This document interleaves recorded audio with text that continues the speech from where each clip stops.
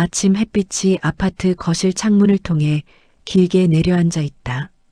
식탁 위에는 아직 치우지 않은 그릇 두 개가 놓여 있고 TV에서는 아침 뉴스 앵커의 건조한 목소리가 작은 볼륨으로 흘러나온다.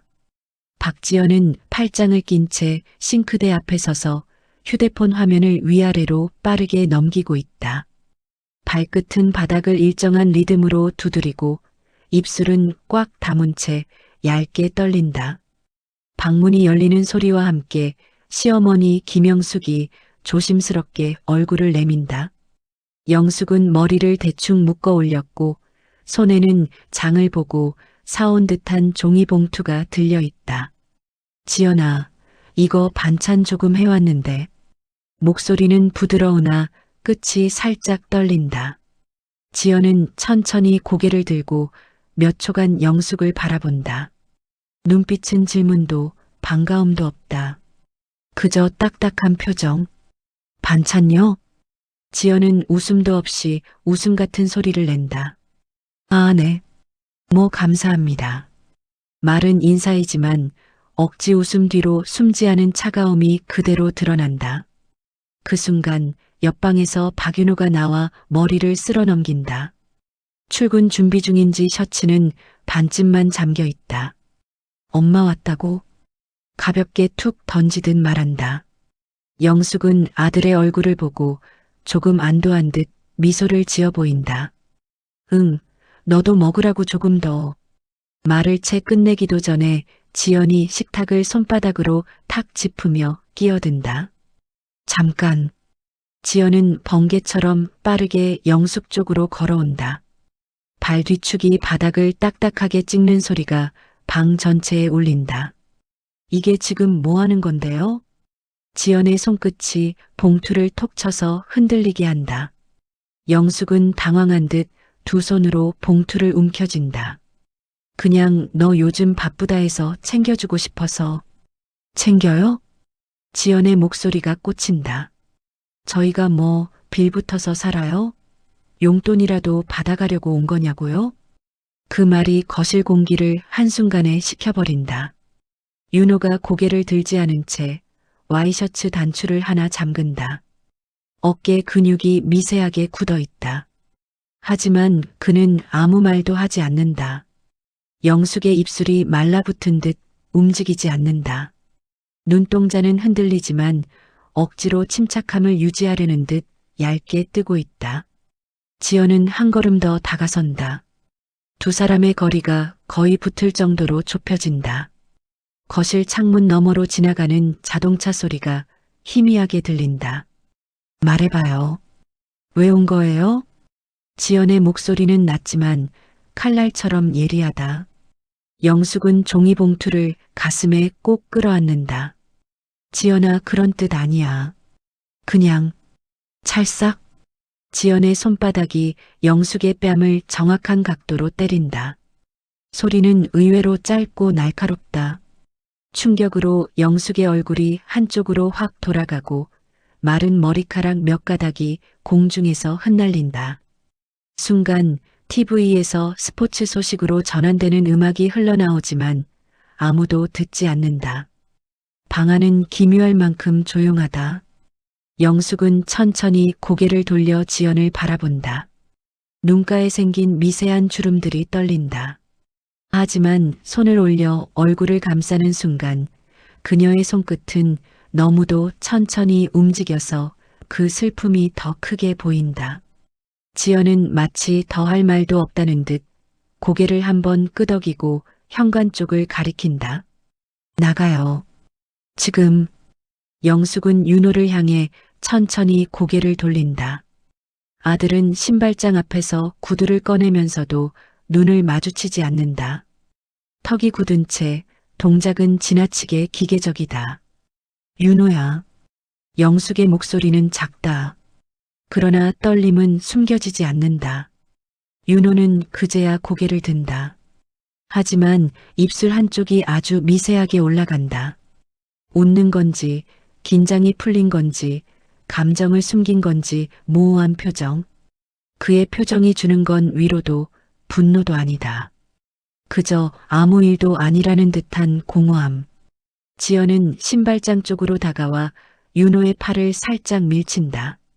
왜 멍하니 있어? 어른이 잘못했으면 나가라는데 당연한 거잖아. 윤호는 휘청하다시피 몸을 바로잡고 영숙을 향해 잠시 시선을 보내지만 깊이가 없다. 엄마 그냥 가 있어. 딱 그 한마디. 아무 감정도 없는 건조한 음성. 영숙은 신발을 신으려 허리를 굽힌다. 손가락이 신발끈을 제대로 잡지 못해 몇 번이나 놓친다. 지연은 팔짱을 낀 채 그 모습을 지켜보고 있고 윤호는 시계를 슬쩍 확인한다. 이 모든 움직임이 하나의 장면처럼 길게 이어진다. 문이 열리고 차가운 복도의 공기가 거실로 흘러든다. 영숙이 문 밖으로 한 걸음 내디딜 때 윤호는 아주 짧게 입꼬리를 올린다. 딱 한순간 문이 닫히기 전 그 얼굴은 안도인지 비웃음인지 알 수 없는 미세한 웃음으로 남는다. 문이 쾅 하고 닫히자 집안의 공기는 다시 멈춘다. TV 화면에서 앵커의 목소리가 흘러나오지만 그 방 안엔 누구의 귀에도 들어오지 않는다. 지연은 깊은 숨을 내쉬며 말한다. 드디어 조용해졌네. 카메라는 문 밖에 서 있는 영숙의 굳은 어깨와 안에서 조용히 미소를 지우는 윤호의 뒷모습을 번갈아 비춘다. 두 장면 사이의 공백은 길고 해석하지 않아도 명확한 냉기가 감돈다. 거실 창문을 통해 아침 햇빛이 다시 들어오지만 집안은 조금도 따뜻해지지 않는다. 아파트 복도에 서 있는 김영숙은 잠시 멈춰선다. 문 닫히는 소리가 여전히 귓가 가까이에 남아있다. 정적이 고여있는 듯한 복도, 희미한 형광등 불빛이 깜빡이며 그녀의 그림자를 길게 늘린다. 영숙은 떨리는 손등으로 뺨을 한 번 더 훑는다. 붉은 자국이 아직 뜨겁다. 주머니에서 얇게 접힌 손수건을 꺼내 뺨에 가볍게 대본다. 그 순간 먼 거리에서 아이 발걸음 소리와 함께 누군가의 웃음소리가 복도 끝에서 튄다. 평범한 아침의 소리지만 영숙에겐 마치 다른 세계에서 나는 것처럼 멀게 들린다.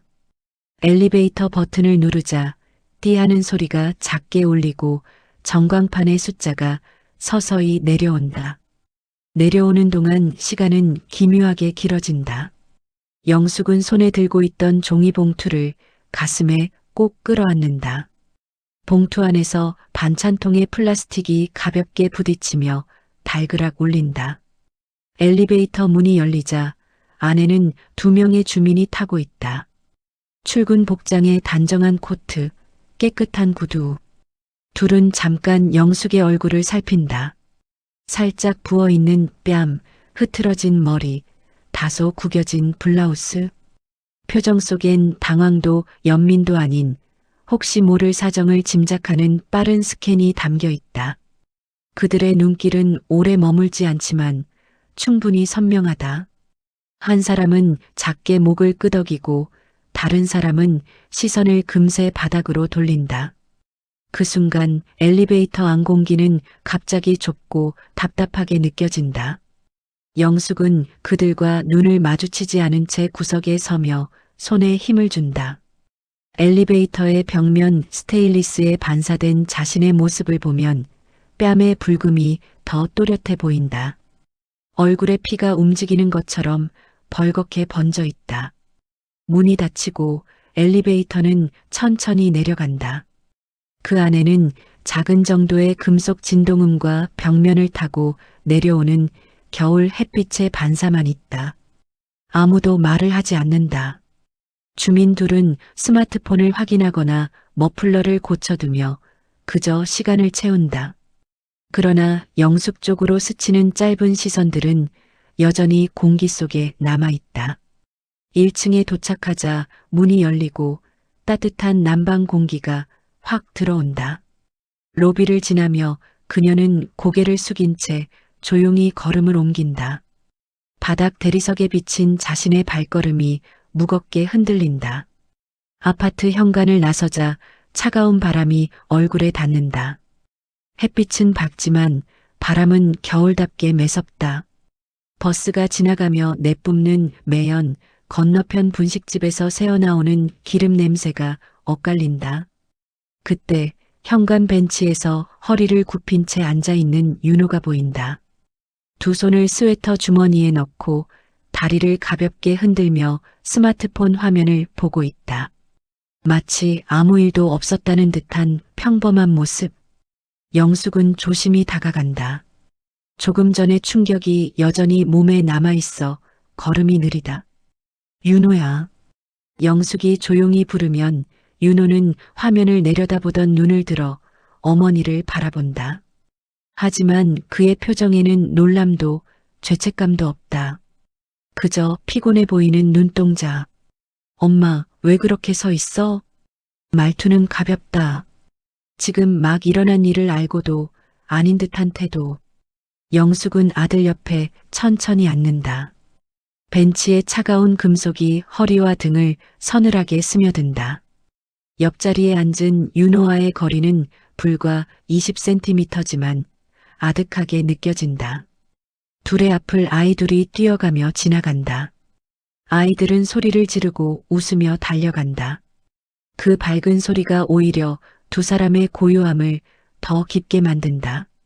지연이가 너무 화가 나 있었나 보더라. 윤호는 마치 사무적인 사실을 전달하듯 말한다. 영숙은 바로 대답하지 못하고 손가락을 서로 꼭 맞잡아 비벼본다.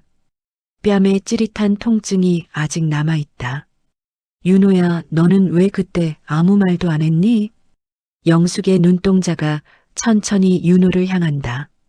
윤호는 숨을 한 번 길게 내쉰 뒤 고개를 뒤로 젖혀 겨울 하늘을 바라본다. 날카로운 하늘빛이 그의 얼굴을 더욱 말라 보이게 만든다. 그는 고개를 돌리지 않은 채 말한다.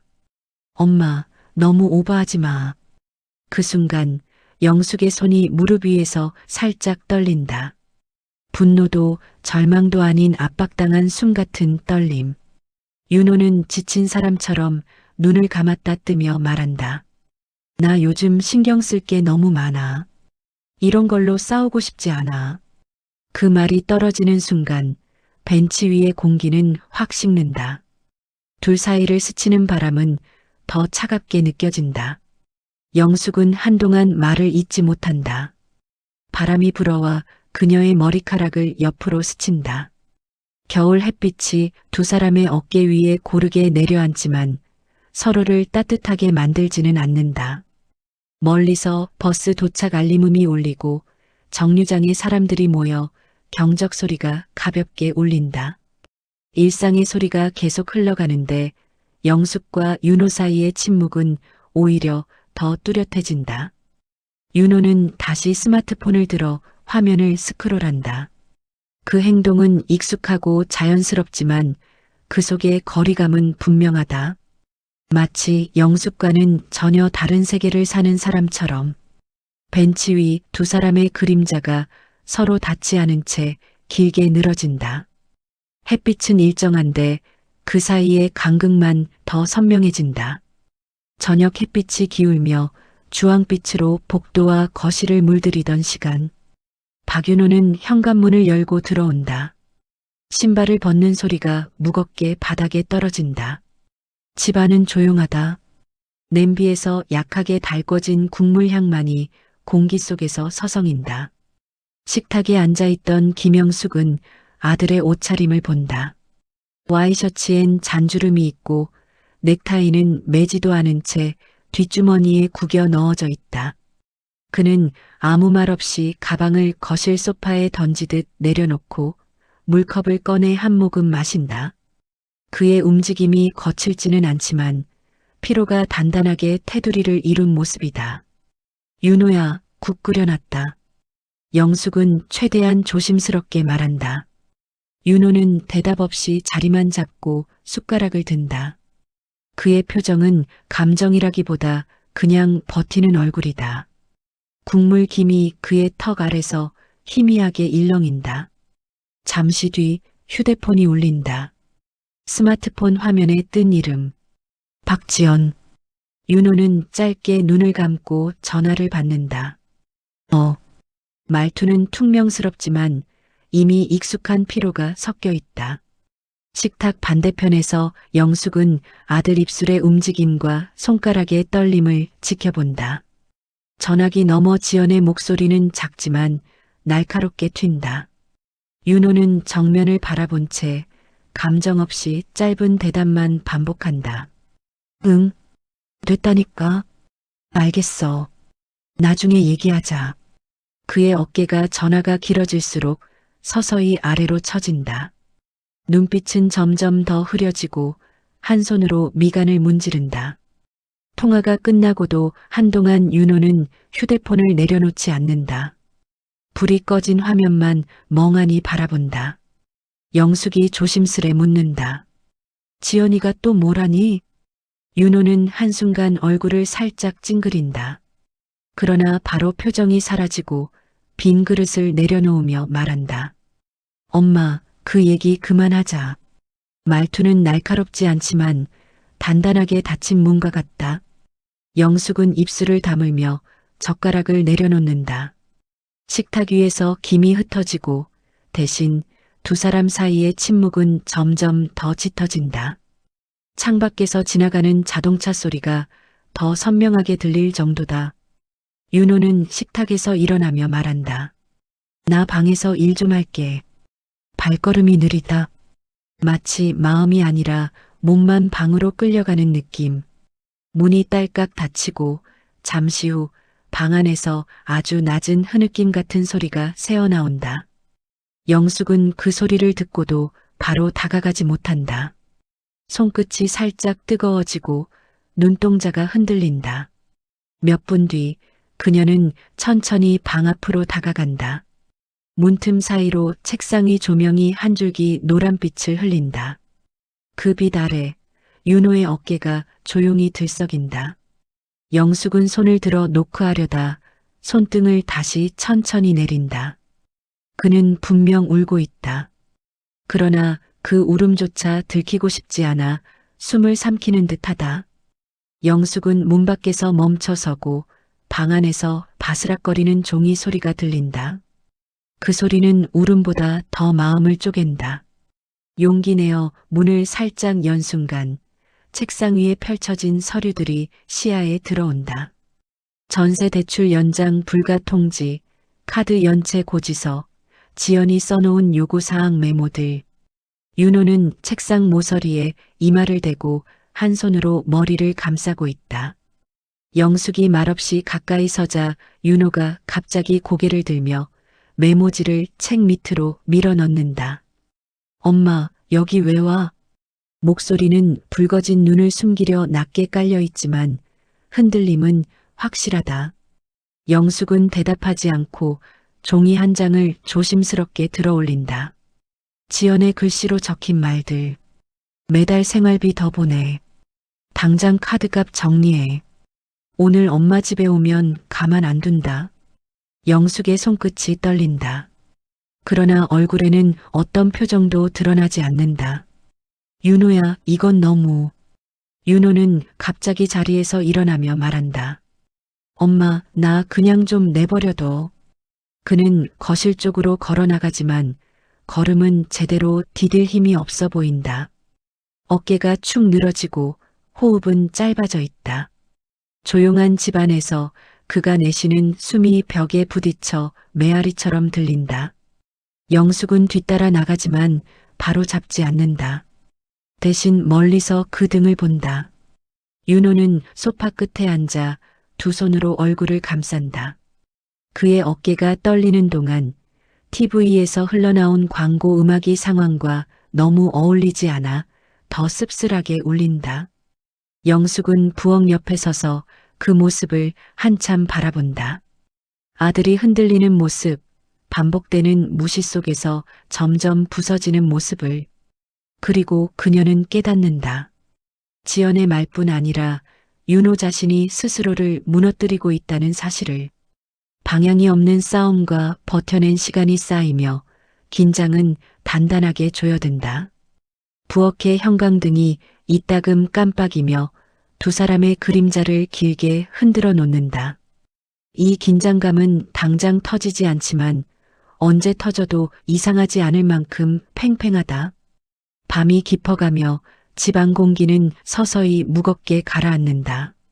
거실에 스탠드 등 하나만 켜져 있고 조명은 둥근 원처럼 바닥을 적신다. 외부의 차 소리도 거의 들리지 않는 시간. 벽시계의 초침이 규칙적으로 딱 울리며 고요를 뚫는다. 김영숙은 식탁에 앉아 두 손을 모은 채 가만히 시계를 바라본다. 윤호가 방 안에서 나오지 않은 지 꽤 오래다. 방문 너머로는 아무 소리도 들리지 않는다. 하지만 그 정막이 오히려 무언가가 틀어져 있다는 것을 말해준다. 잠시 후 어둠 속으로 방에서 희미한 불빛이 새어나온다. 영숙은 조용히 자리에서 일어난다. 슬리퍼 바닥이 바닥과 스치는 작은 소리마저 크게 느껴진다. 방 앞에 도착한 순간 문틈에서 서류가 떨어지는 듯한 사사삭 소리가 들린다. 그 소리는 낮지만 뭔가 감추려는 움직임처럼 촉각을 자극한다. 영숙은 천천히 손잡이를 잡고 눌러본다. 문이 아주 작게 열리고 방 안의 공기가 바깥으로 스민다. 살짝 어둡고 답답한 냄새, 오래 켜둔 스탠드 등의 열기 같은 기운. 윤호는 책상 앞에 앉아 있다. 뒷모습은 굽어 있고 양손은 머리를 감싸쥔 채 꼭 쥐어져 있다. 그의 어깨에서 미세한 떨림이 흐른다. 영숙은 조심스레 한 발 내딛는다. 책상 위에는 종이들이 마구 흩어져 있다. 통장 사본, 대출 심사 결과, 신용등급 변동 통지서, 카드 연체 알림 문자 출력본, 그리고 그 사이에 끼어 있는 작은 메모지들. 방 안의 공기는 텁텁하고 조명은 윤호의 머리 위에 뚝 떨어지듯 어둑한 그림자를 비춘다. 윤호는 문이 열린 기척을 느끼고 고개를 천천히 든다. 눈은 붉게 충혈되어 있다. 얼굴은 평소보다 훨씬 말라 보인다. 엄마. 그가 입을 떼자 목소리는 아주 작고 쉰 기운이 섞여 있다. 영숙은 대답하지 않고 천천히 책상 가까이 다가간다. 그녀의 손이 떨리지 않도록 조심스레 종이 한 장을 들어 올린다. 전세 대출 연장 불가 미납 이력 확인. 굵은 글씨가 강하게 눈을 때린다. 다른 종이를 넘기다가 영숙의 손이 멈춘다. 지연의 필체가 분명한 메모지 몇 장. 당장 카드값 정리해. 생활비 올려.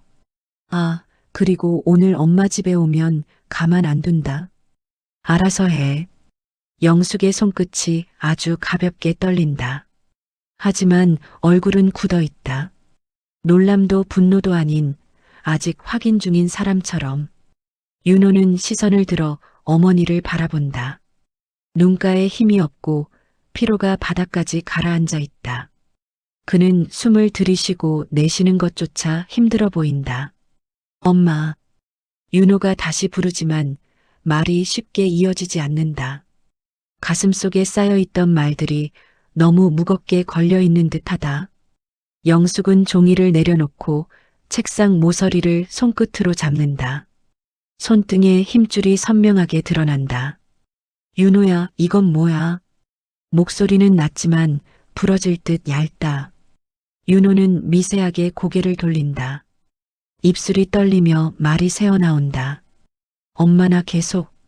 그의 목구멍이 잠시 잠기고 눈동자가 흔들린다. 영숙은 다시 아들의 입술만 바라본다. 말을 들을 준비를 하듯 숨을 멈춘다. 그리고 아주 짧은 침묵 끝에 윤호가 힘겹게 내뱉는다. 맞았어. 그 한 줄이 방 안의 모든 공기를 깨부순다. 영숙의 어깨가 잠깐 내려앉는다. 그녀의 두 눈에 아주 짙은 그림자가 드리워진다. 방 안의 조명은 여전히 어둡고 윤호의 얼굴에는 참아낸 시간이 수십 겹 쌓여 있다. 그리고 방 안엔 한동안 아무 소리도 없다. 말 대신 고요만이 서로에게 부딪히며 울린다. 영숙은 책상 앞에 서 있는 상태로 한참 움직이지 않는다. 눈동자는 종이 위에서 천천히 윤호에게로 옮겨지고 다시 종이로 향한다. 그 작은 눈동자의 이동조차 이 장면에서는 거대한 감정의 흐름으로 보인다.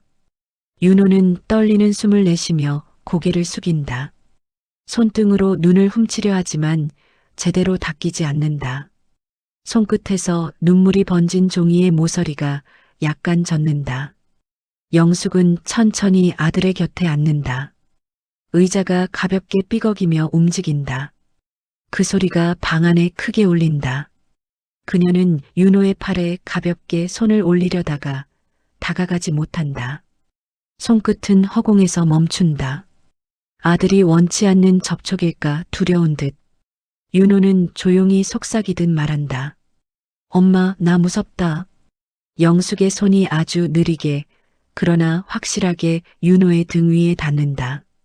너무 얇은 손등이지만 그 손끝엔 지난 시간을 견딘 강인함이 묻어 있다. 스탠드 등 아래 두 사람의 그림자가 바닥에 길게 드리워진다. 눈물이 떨어지는 소리는 들리지 않지만 윤호의 어깨가 떨리는 모습만으로 충분하다. 그리고 영숙은 아주 작은 목소리로 그러나 분명한 톤으로 말한다. 이제 알아야겠다. 그 말은 감정 폭발이 아니라 폭풍 전의 정적 같은 말이다. 방 안의 공기는 숨을 삼킨 채 멈춘다. 조명 아래서 종이 서류들이 가볍게 흔들리고 그 위로 두 사람의 그림자가 덮인다.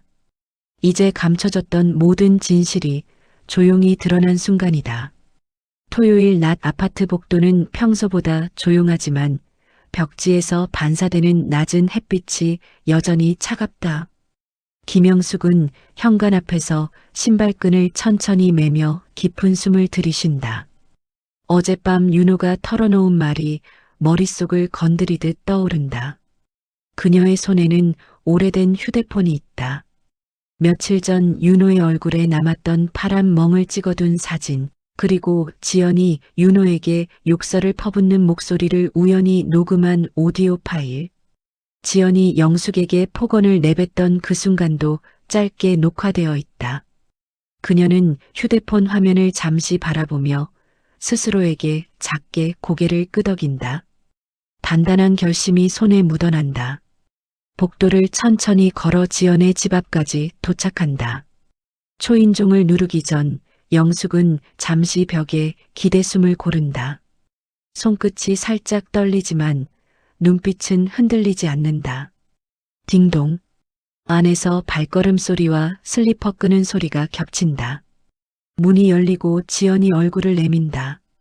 그녀는 팔짱을 낀 채 위아래로 영숙을 훑어본다. 입꼬리가 아주 천천히 올라간다. 아이고, 또 왜 오셨어요? 뭐 할 말 있으세요? 말투는 비웃음에 가까운 얇은 권력의 소리.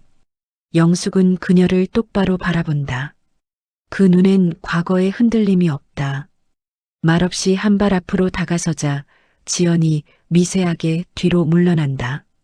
잠깐 이게 무슨... 영숙은 가방에서 휴대폰을 꺼내 화면을 켠다.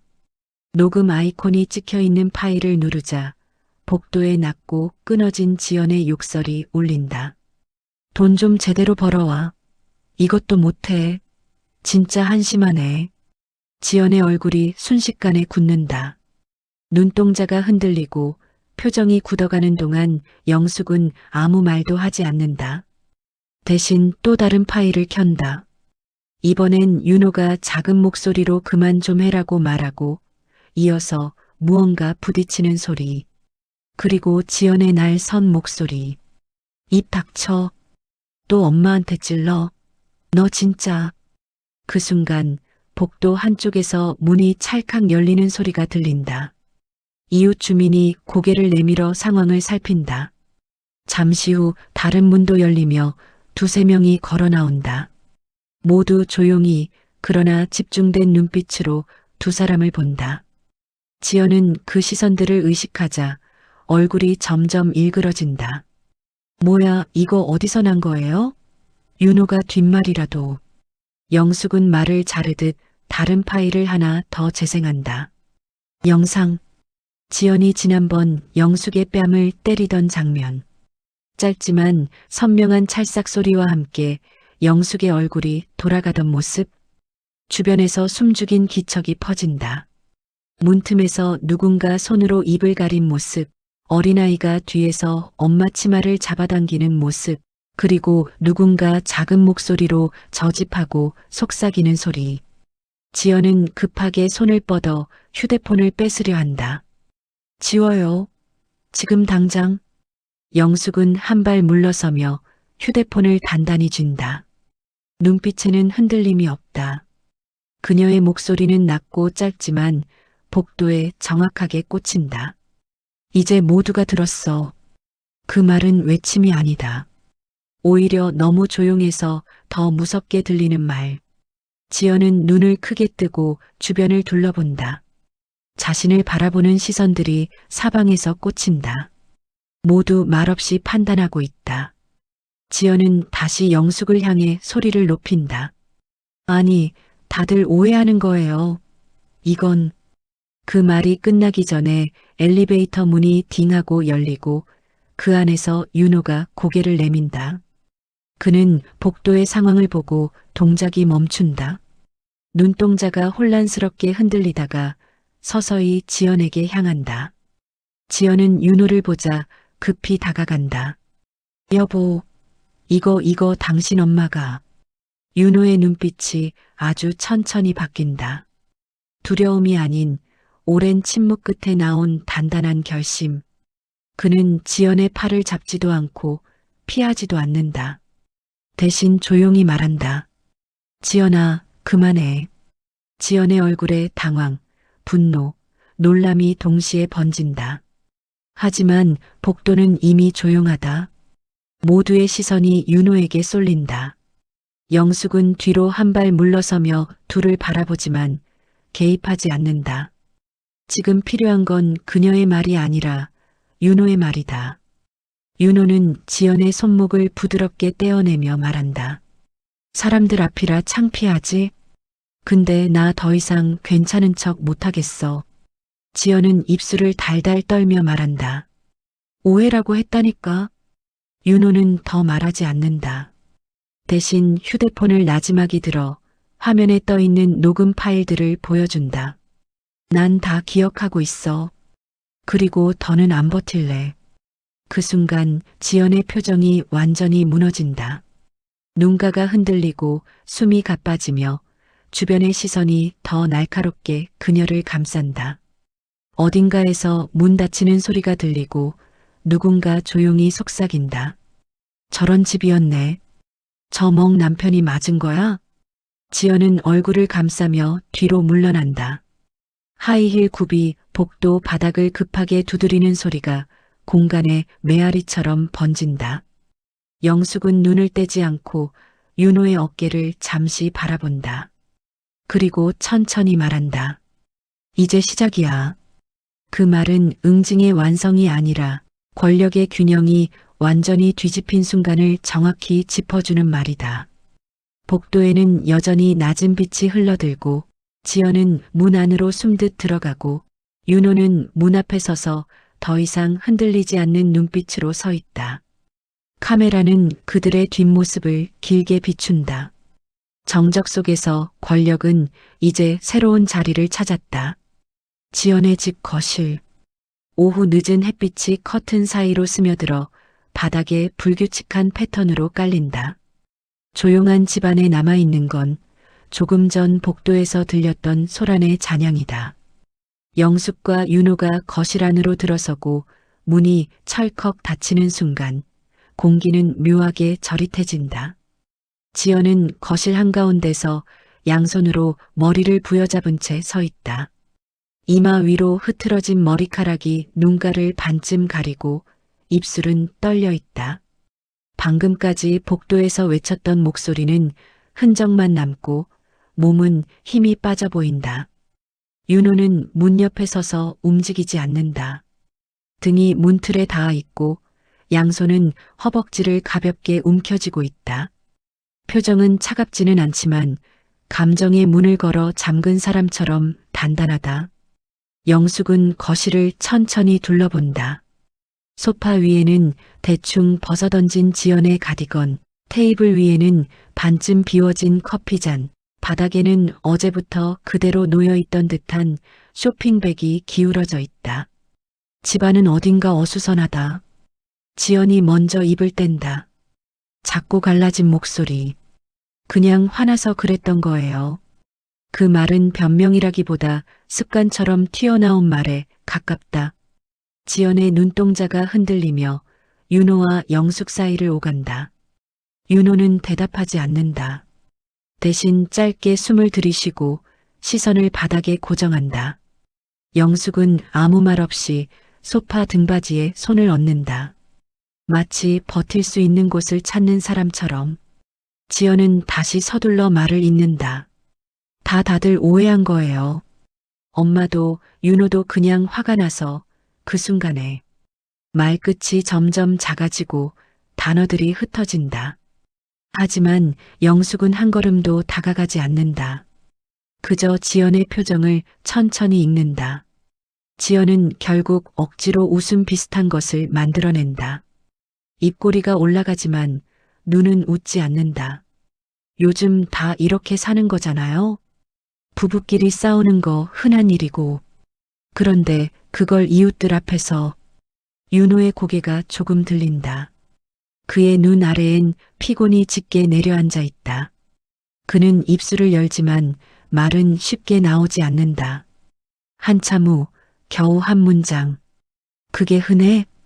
지연은 그 질문에 눈을 크게 뜬다. 목소리 없이 몇 번 입술을 달싹인다. 윤호는 소파 쪽으로 천천히 걸어온다. 걸음은 무겁지만 흔들림은 없다. 지연의 정면에 서서 낮은 목소리로 말한다. 내가 내 눈치 보면서 하루하루 버티는 게 그게 흔한 일이야? 지연의 눈동자가 흔들린다. 입술에 힘이 들어가더니 금방 풀린다. 영숙은 두 사람 사이에서 한 걸음 비켜서며 햇빛 아래에 서는 지연을 바라본다.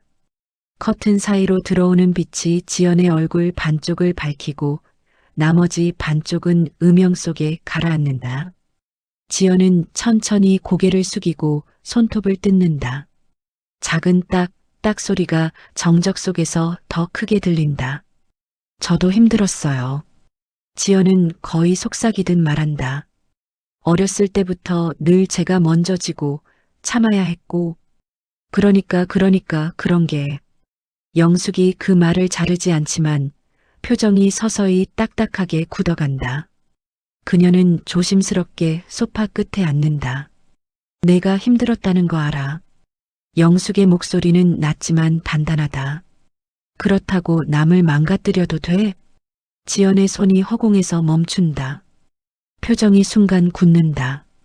윤호는 더 이상 지연에게 다가가지 않고 오히려 조금 뒤로 물러난다. 거리를 두는 그 하나의 움직임만으로 지금의 관계가 얼마나 무너져 있는지 드러난다. 둘 사이에 길게 뜬 침묵. 냉장고에서 모터 돌아가는 소리가 들리고 커튼이 바람 없는 거실에서 천천히 흔들린다. 지연은 고개를 숙인 채 말한다. 난 그냥 무서웠어요. 윤호가 눈을 들어 묻는다. 뭐가? 지연은 눈을 감았다 뜬다. 눈가가 붉어진다. 당신이 나 떠날까봐. 그러니까 내가 먼저 더 세게 잡아야. 안 떠날 것 같아서. 윤호의 얼굴이 굳는다. 그 말이 아프게 꽂히지만 그는 즉시 반응하지 않는다. 그저 잠시 눈을 감는다. 영숙은 두 사람을 번갈아 보며 숨을 길게 내쉰다. 지연아. 지연이 천천히 고개를 들자 영숙은 목소리를 가라앉힌다. 내가 무서워서 한 행동이 누군가에겐 공포였어. 그 순간 거실 공기가 완전히 멈춘 것처럼 고요해진다. 지연의 눈동자에 아주 작은 균열이 생긴다. 윤호는 그 모습을 멀리서 가만히 지켜본다. 더는 다가가지도 대신 변명해주지도 않는다. 지연은 손등으로 눈을 훔친다. 하지만 그 이후로는 말을 잇지 않는다. 아무 말도 할 수 없는, 혹은 해봐야 의미가 없다는 걸 아는 표정. 영숙은 일어나면서 지연에게 마지막으로 시선을 준다. 변명은 여기까지야. 말은 잔인하지 않지만 마치 판결문처럼 움직일 수 없는 무게를 가진 톤이다. 윤호는 천천히 문 쪽으로 걸어간다. 지연은 그의 등을 바라보지만 따라가지 않는다. 걸음도 손도 목소리도 움직이지 않는다. 윤호는 문 앞에서 잠시 멈춘다. 돌아보지는 않는다. 그리고 문이 열리고 거실로 찬 공기가 스며든다. 영숙과 윤호는 말없이 밖으로 나간다. 남겨진 거실에 지연의 얇은 숨소리만 남는다. 커튼 사이로 들어온 빛이 그녀의 발목을 스치고 지나가며 방 전체가 조용히 차갑게 가라앉는다. 아파트 단지 앞 벤치. 늦은 오후 햇빛이 기울어가며 주변의 나무를 길게 물들인다. 분명 따뜻한 빛인데 두 사람에게는 차갑게 느껴지는 시간. 윤호는 벤치 끝자락에 앉아 있다. 양손을 무릎 사이에 포개어 쥐고 시선을 바닥에 고정한 채 움직이지 않는다. 그의 발끝이 아주 천천히, 거의 느껴지지 않을 정도로 흔들린다. 머리는 숙여져 있고 바람이 그의 머리카락을 가볍게 흔든다. 영숙은 그 옆에 조심스럽게 앉는다. 둘 사이엔 사람 한 명이 앉을 정도의 거리. 하지만 지금 그 거리는 서로를 지키기 위한 거리이기도 하다. 잠시 후 단지 놀이터에서 아이들이 웃으며 달려나온다. 공이 튀는 소리, 철봉 흔들리는 소리, 자전거 벨소리. 그 활기찬 소리들 사이에서 윤호의 침묵은 더 또렷하게 부각된다. 영숙은 윤호를 한번 바라보고 다시 앞을 본다. 어떤 말도 먼저 건네지 않는다. 지금은 윤호 스스로 정돈할 시간을 기다리는 순간임을 알고 있기 때문이다. 윤호가 아주 작게 숨을 들이쉰다. 하지만 말은 나오지 않는다. 입술만 움직이다 결국 닫힌다. 몇 분이 흐른다. 햇빛이 조금씩 기울며 윤호의 얼굴 반쪽을 어둡게 만든다. 그때 윤호의 휴대폰이 진동한다. 바지 주머니에서 으르르 울리는 소리가 둘 사이의 정적을 깨트린다. 윤호는 휴대폰을 꺼내 화면을 확인한다. 지연, 문자 한 줄. 어디야? 얘기 좀 하자. 윤호의 손가락이 화면 위에서 잠시 멈춘다. 그 짧은 시간 동안 그의 표정에는 수십 겹의 감정이 스쳐 지나간다. 두려움, 피로, 의무감, 그리고 지금껏 끌려다녔던 시간들. 영숙은 휴대폰을 보는 아들의 손끝만 조용히 바라본다. 그 손이 얼마나 오랫동안 떨려왔는지 알고 있다. 윤호는 휴대폰을 천천히 뒤집어 화면을 아래로 향하게 한다. 그리고 무릎 위에 올려놓는다. 그 단순한 동작이지만 무언가가 정리되는 작은 결심이 거기에 담겨 있다. 엄마. 마침내 윤호가 입을 연다. 영숙은 고개를 돌려 아들을 바라본다. 윤호는 천천히 말을 꺼낸다. 나 계속 버틸 수 있을 줄 알았어. 손가락이 꼬이고 목소리가 조금 갈라진다. 그는 바닥을 보며 말을 이어간다. 지연이 바뀔 거라고 생각했어. 나만 좀 더 참으면 달라질 거라고. 영숙의 눈빛이 미묘하게 흔들리지만 표정의 감정은 드러내지 않는다. 그저 아들의 말끝을 놓치지 않으려는 집중만 있다. 윤호는 깊게 숨을 들이쉰다. 목이 맵시듯 침을 삼키고 고개를 든다. 근데 이제 아니야. 오늘 복도에서 내가 보고도 모르는 척하던 그 사람들 앞에서 내가 이제 어떻게 살아? 영숙은 천천히 고개를 끄덕인다. 아들의 말이 단순한 감정 발언이 아니라 이제 행동으로 이어지려는 걸 알고 있기 때문이다. 윤호는 두 손을 꾹 쥔다. 손등에 핏줄이 도드라진다.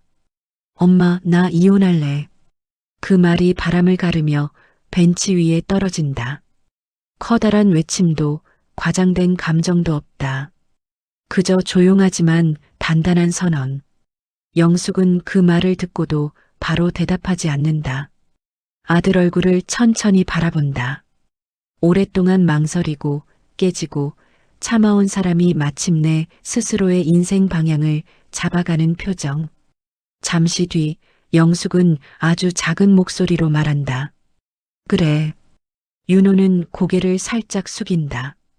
그 반응이 의외였던 건지 아니면 안도였던 건지 알 수 없다. 영숙은 눈앞으로 떨어진 나뭇잎을 보며 조용히 말을 잇는다. 사람이 무너지는 건 한 번이 아니야. 조금씩 조금씩 스스로도 모르게 사라져.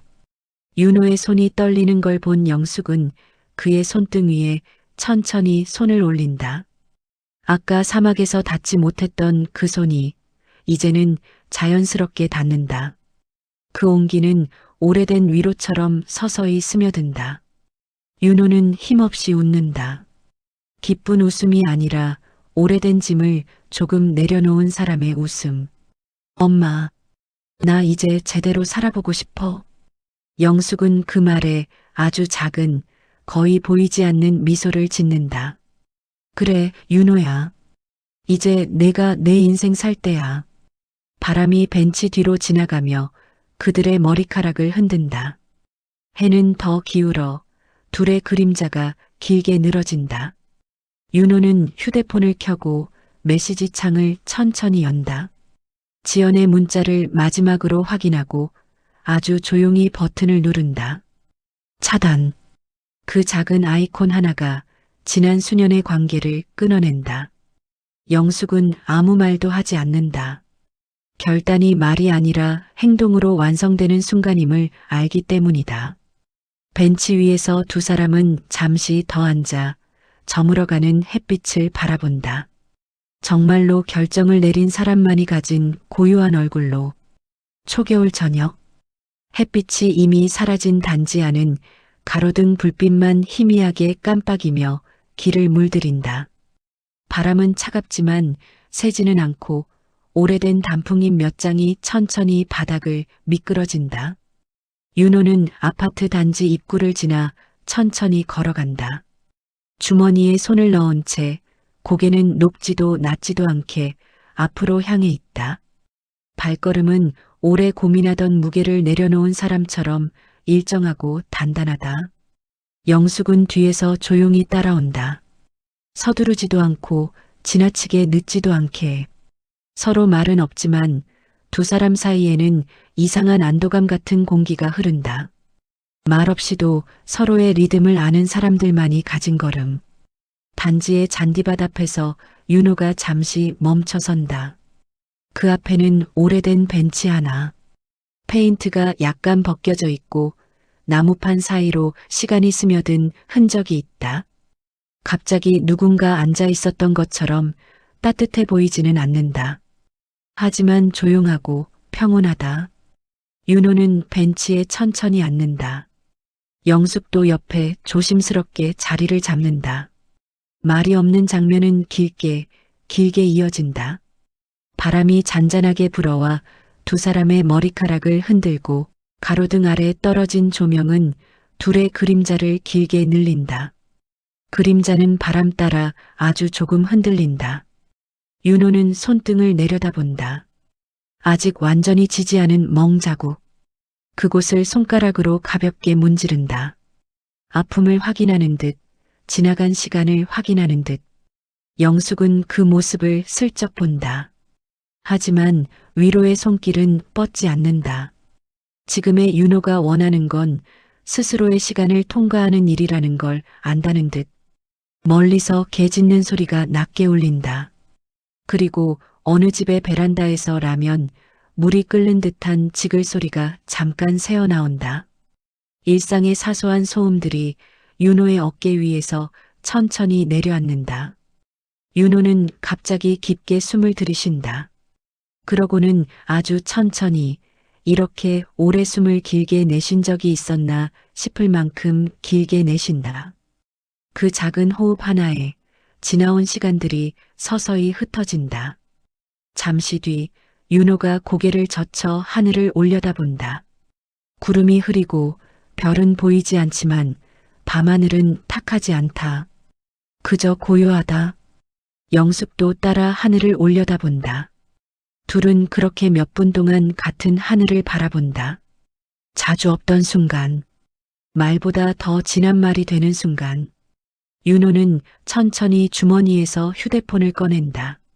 화면은 어둡지만 잠금 버튼을 누르자 밝은 빛이 손가락을 비춘다. 잠시 지연의 이름을 떠올리는 듯 했지만 그는 바로 화면을 끈다. 그 동작에는 미련도 흔들림도 없다. 휴대폰을 다시 주머니에 넣고 빈손을 무릎 위에 얹는다. 손끝이 가볍게 떨리다가 서서히 안정된다.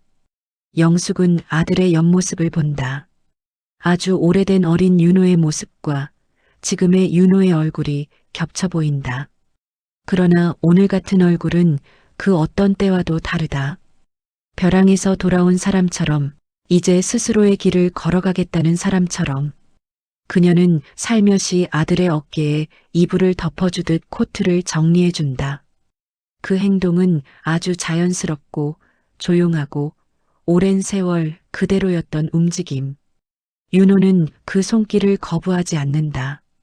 오히려 잠시 눈을 감는다. 짧지만 깊게 숨을 다시 들이쉰다. 바람이 또 한 번 지나간다. 나뭇잎 두세 장이 벤치 근처를 스친다. 가로등 빛이 그 잎들을 반짝이며 포착한다. 영숙은 자리에서 살짝 일어나며 말없이 손짓한다. 이제 들어가자라는 의미도, 괜찮다라는 의미도, 둘 다 담겨 있는 조용한 손짓. 윤호도 천천히 일어난다. 두 사람의 발걸음이 동시에 움직인다. 벤치 위에 남겨진 건 두 사람의 체온이 아니라 아주 얇은 고요뿐. 단지 입구까지 걸어가는 동안 둘은 끝내 말을 하지 않는다. 하지만 그 침묵은 불편한 침묵이 아니라 아주 오래 견딘 사람만이 가질 수 있는 평온한 공기다. 현관 앞으로 도착했을 때 문 위에 달린 작은 센서 등이 반응에 밝아진다. 빛이 두 사람의 얼굴을 고르게 비춘다. 윤호는 문 앞에서 한번 멈춰선다. 아주 작은 그러나 확실한 미소가 입가에 올라온다. 영숙도 그 미소를 바라보며 아주 조용히 고개를 끄덕인다. 두 사람은 문 안으로 들어가고 문이 철컥하고 닫히는 순간 밖의 바람소리만 현관 앞에 남는다. 가로등 아래 벤치 위엔 사람의 그림자도 울음도 분노도 없다.